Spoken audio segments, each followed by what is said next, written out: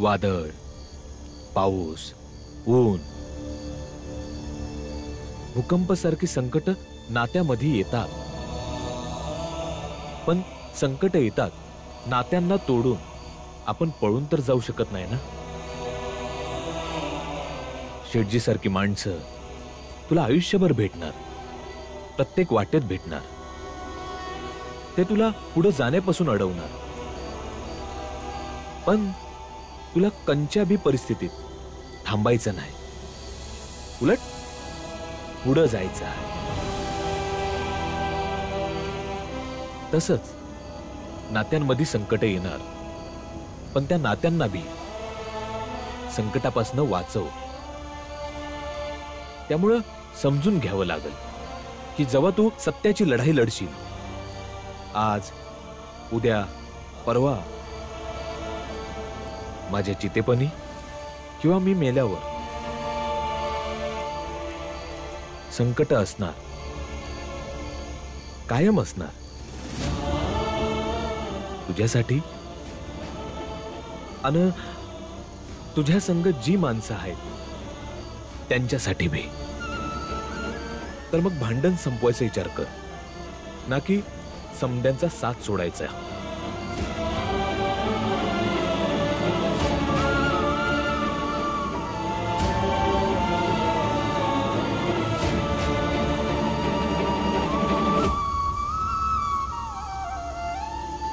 तूच विचार कर आता काय करायचं आहे.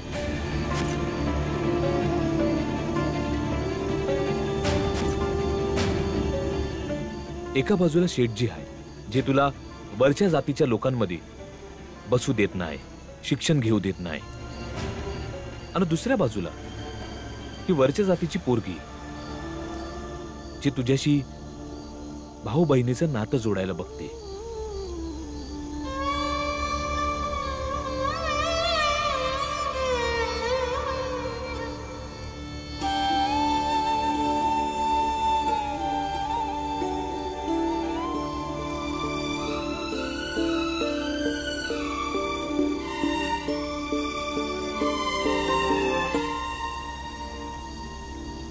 बाबा, 2 आणे द्या ना.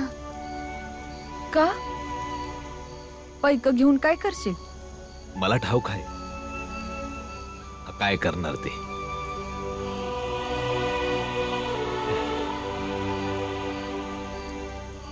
हे घे. खुश?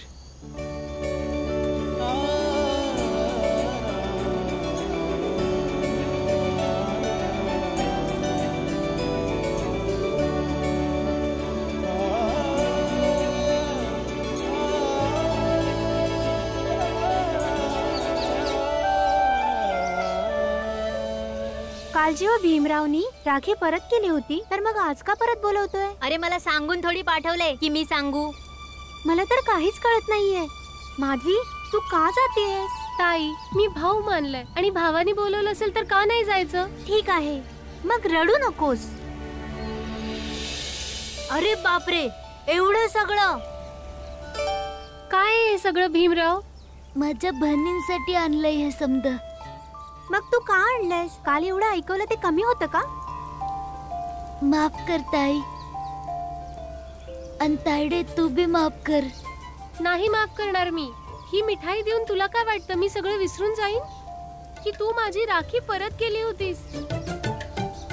तुझं काय आहे? आज बहीण म्हणतोयस, उद्या म्हणशील आपण भाऊ बहीण नाही राहिलो. नाती म्हणजे खेळली नसतात, जी तोडत जोडत राहतात.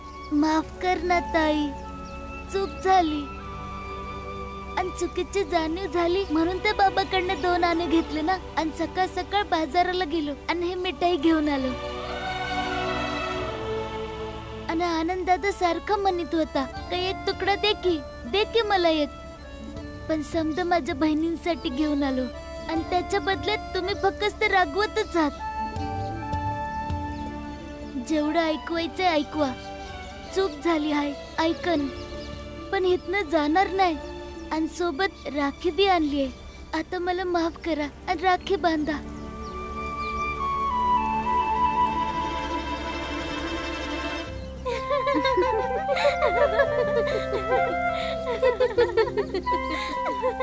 माधवी, तू खरं म्हणत होतीस, तुझा भाऊ खूप गोड आहे. बांध त्याला राखी. दे राखी. अरे मग लवकर बांध.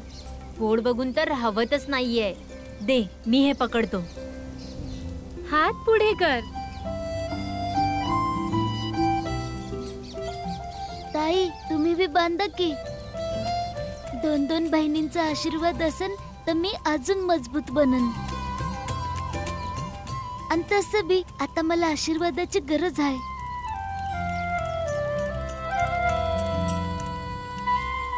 अजून जोरात बांधा, कारण मला समजा समाजासंग शिक्षणासाठी लढायचंय.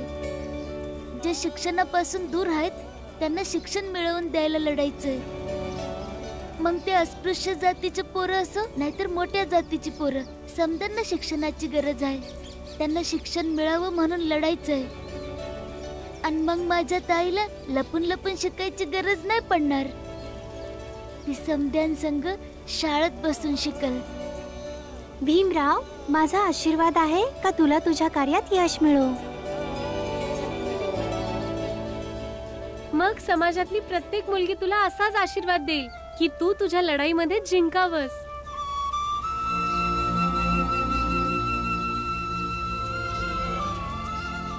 आता बहिणीनं असं सांगितलंय तर भाऊ नक्कीच जिंकल. अय, माझ्या बहिणींसाठी हाय ते.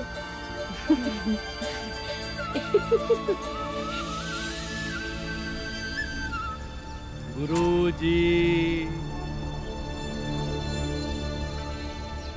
मला तर विनोद वाटला होता मंगेश, पण गुरुजींनी तर खरंच राजीनामा दिला. मंगेश शेठजी, मला लई काळजी वाटत होती का गुरुजीचं घर कसं चालणार.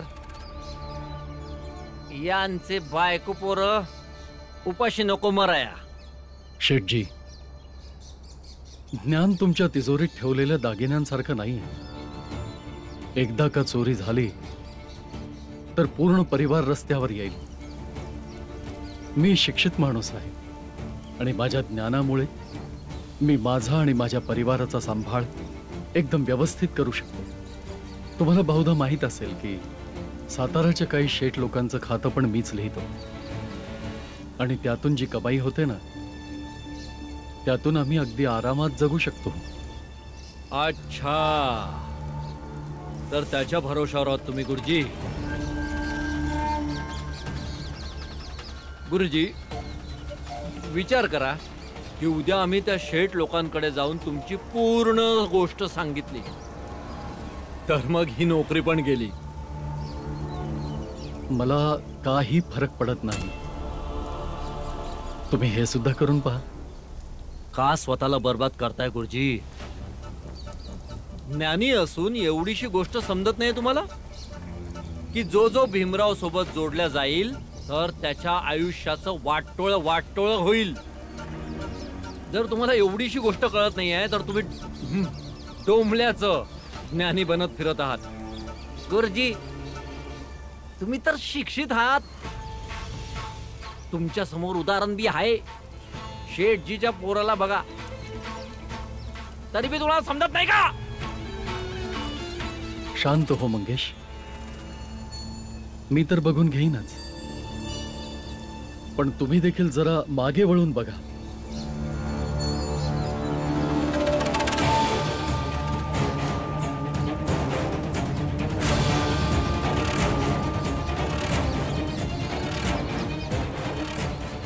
चला इथनं गुरुजी. कुठे चाललायस भीमराव? तू तर असा बोलतो आहे जसं की इंग्रजी अधिकाऱ्यासारखी सेना तयार करणार आहेस. वय मग सैन्य बनवणार, गरजू लोकांची आणि तुमच्यापासून छळ झालेल्यांची. आणि त्या सैन्याचं बळ कंच्या इंग्रज सैन्यापेक्षा कमी नसन. आणि हो शेठजी, तुम्ही तर नेहमी शाळेत येतच असता. मग आता तुम्ही रोज येत जा, कारण याच शाळेतून सातार्याची नवीन सकाळ उगवणार आहे.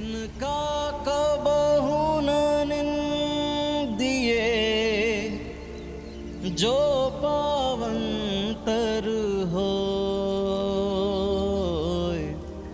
कब हूड़ी आँखनी पड़े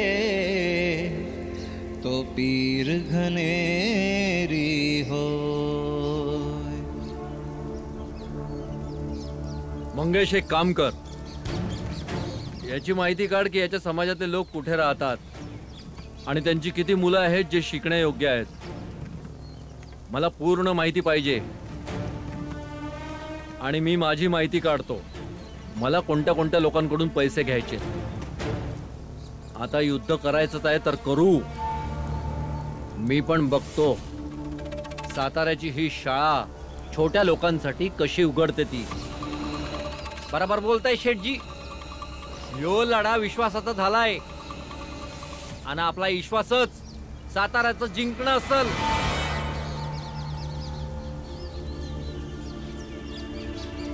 नमस्ते गुरुजी. नमस्कार गुरुजी. नमस्कार नमस्कार. नमस्ते काका. तुम्ही तुमच्या पोरसने शिकायला पाठवा. हो, भीमराव सारखी दुसरी मुलं देखील शिकायला आली तर काय शाळेत दुसऱ्या कुणासनी जाऊच देणार नाही. आणि जर कोणी जायचा प्रयत्न केला तर हे मोठ्या जातीचे त्याचे हात पाय तोडून टाकतील. असं कसं तोडून टाकत्यान?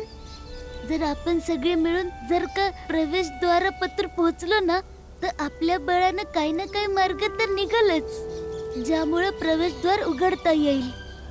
हे बघ भीमराव, तुझ्या बोलण्यामध्ये दम असतो, पण आपण नेहमीच त्यांच्याशी संघर्ष नाही करू शकत. आणि मग आम्ही जे काम करतो ते काम तर आम्ही न शिकता बी करू शकतो. आता गल्लीची साफसफाई कराया आणि घाण काढाया आम्हाला शिकायची काय गरज आहे सांगा? गरज आहे, कारण तेव्हाच लोकांच्या मनातील घाण स्वच्छ होऊ शकेल. तुम्हाला समजेल की तुम्हाला पण माणूस बनण्याचा पूर्ण हक्क आहे. तुम्ही त्यांना समजावू शकाल की तुम्हाला देखील माणूस बनण्याचा पूर्ण हक्क आहे. त्यामुळे भीमराव ज्या प्रकारे म्हणतोय ना संघर्ष करायला, तसा तुम्ही करा, जेणेकरून तुमच्या येणाऱ्या पिढीला संघर्ष करावा लागणार नाही. आणि आज तुम्ही ज्या हक्कापासून वंचित आहात ना, तुमची मुलं त्या हक्कापासून वंचित न राहोत. कळतंय तुम्हाला? आणि आज पतूर तुम्हासनी त्यांच्या गल्लीपासनं, हिरीपासनं, मंदिरापासनं, शाळेपासनं दूर राहावं लागतंय. आपण धर्माचं काम करत असून बी धर्माचा भाग नाही, पण आपण शिक्षण घेतल्यानंतर आपल्या संग असं वागणं अवघड होईल. आणि जर तुम्हाला माझ्या मित्र भीमवर विश्वास असेल तर कृपा करून शिकायला पाठवा. मी बघतो माझ्या बापाला.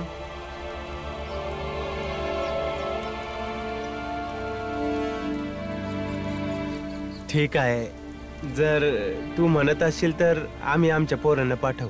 राष्ट्र संविधानाचा तूच शिल्पकार, समता अन बंधुतेचा तूच सूत्रधार, लेखणीस बनविलेस शस्त्रधारदार, भेदांवर देशावर करुणी तू प्रहार. साहेब माझा भीमराया, साहेब माझा भीमराया, साहेब माझा. ऐका, तुम्ही लोकांनी काही दिवसापूर्वी माझ्याकडून पैसे उधार घेतले होते, त्याचं व्याज अजून पण राहिलंय. चला काढा पैसे. व्याज पण शेठजी, पैक तर मी आधीच दिलंय. अरे मूर्ख कुठला, ती मुद्दल होती, व्याज अजून बाकी आहे ना. आणि आता व्याज मुद्दल पेक्षा जास्त झालंय. अरे विश्वास नाही बसत तर खातं बघून घ्या ना. मंगेश, खातं दाखव यांना. हे बघ, हे बघ, लागलाय ना अंगठा यावर तुझा. पण हे मला कसं समजणार? मी कुठं शिकलेलो आहे? मग आम्ही जे सांगतोय ते ऐका आणि काढा पैसे. हे बघ, इंग्रज पोलीस येतील, ते उलट लटकवून मारतील. चला काढा पैसे. हे पहा शेठजी, पैक तर नाही आहे माझ्याकडे, कसं फेडणार आहे मया? काही हरकत नाही, शेठजी जे सांगतात ते ऐका. तुमचा जीव वाचला का आरामात पैका द्या की तुम्ही. काय इच्छा आहे शेठजीची? काही विशेष नाही.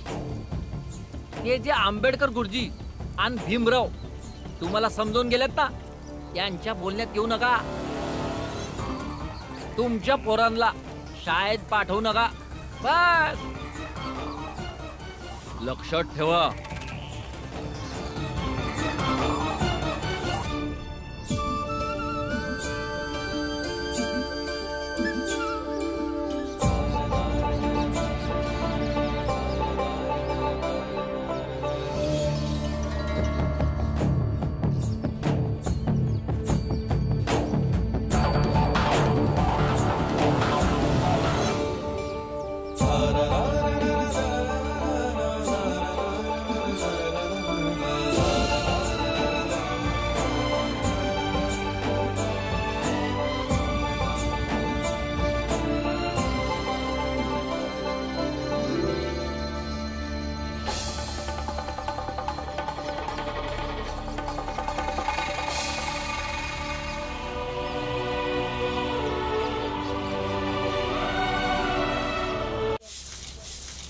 आय बोल. भीम, आंबेडकर गुरुजी आणि ध्रुव समधी मिळून आपल्या जातीतल्या लोकांना समजायला लागलेत आणि सांगतात की त्यांच्या पोरांना शाळेत पाठवा. आणि तिकडे शेठजी यांच्या हवाला लोकांना त्यांची उधारी, याज आणि भविष्यात येणाऱ्या पैक्याच्या अडचणीची भीती घालतात आणि म्हणतात की काय बी झालं तरी पोरांना शाळेत नका पाठव. गोष्टी 2 गटात विभागल्या गेल्यात. फार मोठ्या संकटाची स्थिती आली आहे. काय माहित आई, कोण कुणाचं ऐकल आणि कोण जिंकल. तुझं बाबा याच संघर्षाबद्दल बोलतात. समजतच नाही काय करू. भीमाला अडवायला जाणार तर तो ऐकणार नाही, स्वतःच खरं करल, संघर्ष करेल, विरोध करेल. चूक बरोबर समजत तोच ठरवतो. तो कधी कोणाचं ऐकतोय का? भीमराव नाही ऐकणार.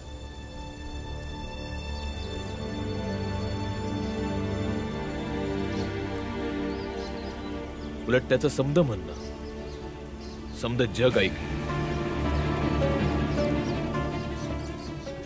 गावामध्ये लोक चर्चा करतात, चांगली गोष्ट आहे. योग्य अयोग्याचा निर्णय एकदाच होईल काय तो. हे समद करून ज्याला जे मिळायचे त्याला ते मिळू दे. कोणी बी हरल, कोणी बी जिंकल. हे समद करून मी माझं पोरग नाही गमवू शकत. भीमाबाई, तुझ्या काळजीनं न ममतेनं भीमरावची मानसिकता ढासू देऊ नकोस. तुम्हीच तर आयुष्यभर आम्हाला गोष्टी सांगितल्यात. सैन्यातून येत होता तेव्हा तोंड पाडून घरात बसायचा का थोड्या थोड्या गोष्टींसाठी आपण समद वाटुळ केलं. मग आता काय मी समद वाटुळ होताना बघत बसू? भीमाबाई,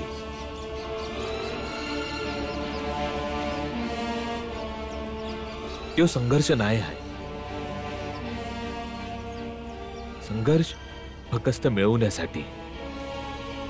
आणि मी भी नोकरीवरनं काही दिवसासाठी रजा घेऊन आलोय, जेणेकरून माझ्या पोराच्या लढाईत मी साथ देऊ शकेन. कारण की शिक्षणासाठी त्याची जी धडपड आहे ती मीच बनवली आहे. त्यामुळं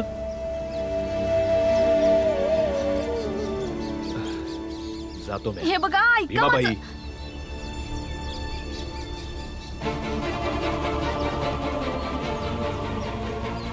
भीमाबाई, मंजुळाच्या लग्नाच्या बाबतीत मी तुझ्या संग होतो, पण या बाबतीत मी माझ्या पोरासंग आहे. कारण म्या त्याचा बाप आहे. आणि सगळ्यात आधी मी एका हक्काचा लढा लढणाऱ्या योद्ध्या संघ आहे.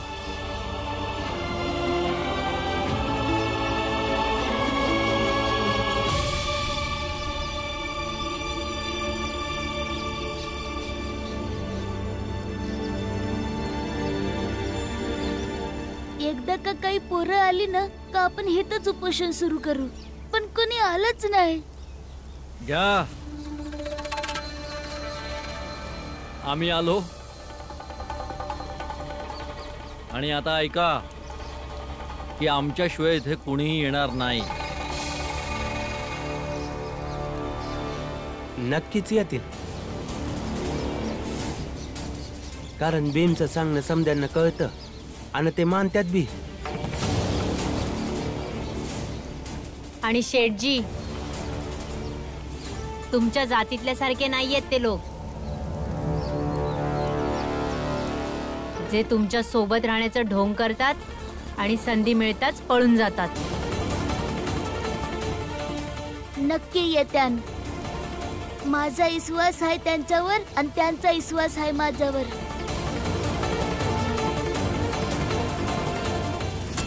मग ठीक आहे, बघा वाट त्यांची.